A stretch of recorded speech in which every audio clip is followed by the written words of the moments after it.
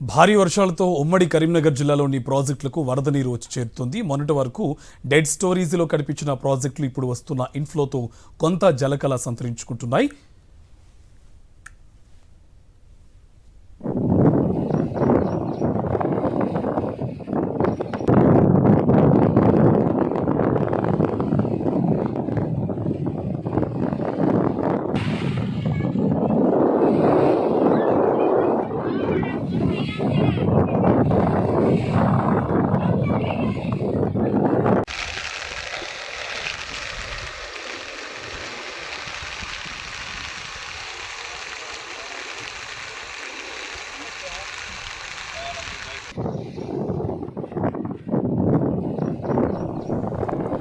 ఉమ్మడి కరీంనగర్లోని ప్రాజెక్టులకు సంబంధించి మరింత సమాచారం మా కరెస్పాండెంట్ రమణ అందిస్తారు. గత 3 రోజులుగా కురుస్తున్న భారీ వర్షాలతో ప్రాజెక్టులు కొంత జలకళ సంతరించుకుంటున్న దృశ్యాలను మనం చూస్తాం. ప్రస్తుతం మనం కరీంనగర్లోని లోయర్ మానేరు డ్యాంలో ఉన్నాం. లోయర్ మానేరు డ్యాంకు 950 క్యూసెక్కుల నీటి ప్రవాహం వస్తుంది ఇన్ఫ్లోగా.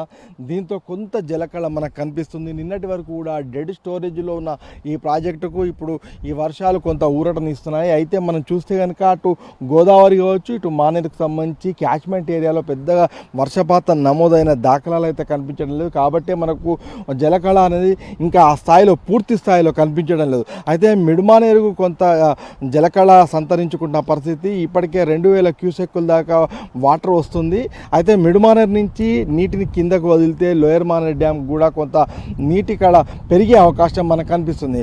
24 టీఎంసీలు ఉన్న లోయర్ మానేరు డ్యాంలో ప్రస్తుతం 6 టీఎంసీలకు నీరు చేరుకుంటున్నట్టుగా అధికారులు చెప్తున్నారు. మరొక వైపు మనం ప్రాజెక్టుల పరిస్థితిని కనుక ఉమ్మడి కరీంనగర్ జిల్లా వ్యాప్తంగా పరిశీలిస్తే అటు శ్రీపాద ఎల్లంపల్లిని ప్రధానంగా చెప్పుకోవాల్సి ఉంటుంది. ఎందుకంటే అక్కడ 39,000 క్యూసెక్కుల ప్రవాహం, భారీ ప్రవాహం వస్తుంది. దీంతో ఇన్ఫ్లో పెద్ద ఎత్తున రావడంతో అవుట్ఫ్లో కూడా కేవలం 330 క్యూసెక్కులు మాత్రమే వదులుతున్న పరిస్థితి. ఇప్పటికే 9 టీఎంసీలకు పైగా 20 టీఎంసీల సామర్థ్యం ఉన్న ప్రాజెక్టులో 9 టీఎంసీలకు పైగా ఇప్పటికే నీరు చేరుకున్న పరిస్థితి. మరొక వైపు మనం అటు చూస్తే కనుక అటు జయశంకర్ భూపాలపల్లి పరిస్థితి కూడా మనం ఒకసారి పరిశీలిద్దాం. జయశంకర్ భూపాలపల్లి జిల్లాలో ఇప్పటికే కాళేశ్వరం వద్ద గోదావరి ప్రమాద హెచ్చరికకు చేరువలో ఉంది. మొదటి ప్రమాద హెచ్చరిక జారీ చేసే అవకాశాలు కనిపిస్తున్నాయి. ముఖ్యంగా 11 మీటర్ల ఎత్తులో గోదావరి ప్రాణహిత కలిసి ప్రవహిస్తున్న పరిస్థితి. మరొక వైపు మేడిగడ్డ లక్ష్మీ బ్యారేజీకు ఇప్పటికే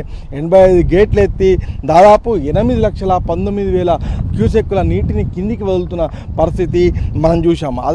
అదేవిధంగా మనకు పెద్దపల్లి జిల్లాలో సుందీళ్ళ పార్వతి బ్యారేజీకి సంబంధించి కూడా ఇదే పరిస్థితి ఉంది. అక్కడ దాదాపు 8,000 క్యూసెక్కుల నీరు వస్తుంటే వాటన్నిటిని కూడా కిందికి వదులుతున్నారు. ఎందుకంటే సుందీళ్ళ ప్రాజెక్టుకు సంబంధించి మనం చూస్తే కనుక మొత్తం అంటే కోతకు గురవుతున్న పరిస్థితులు. ఒకవేళ అక్కడ నీటిని నిల్వ చేస్తే కనుక ఖచ్చితంగా కింద ఉన్న గ్రామాలకు ముప్పు ఏర్పడే అవకాశాలు, అదేవిధంగా కరకట్ట కోతకు గురయ్యే అవకాశాలు, గండిపడే అవకాశాలు కూడా స్పష్టంగా కనిపిస్తాయి.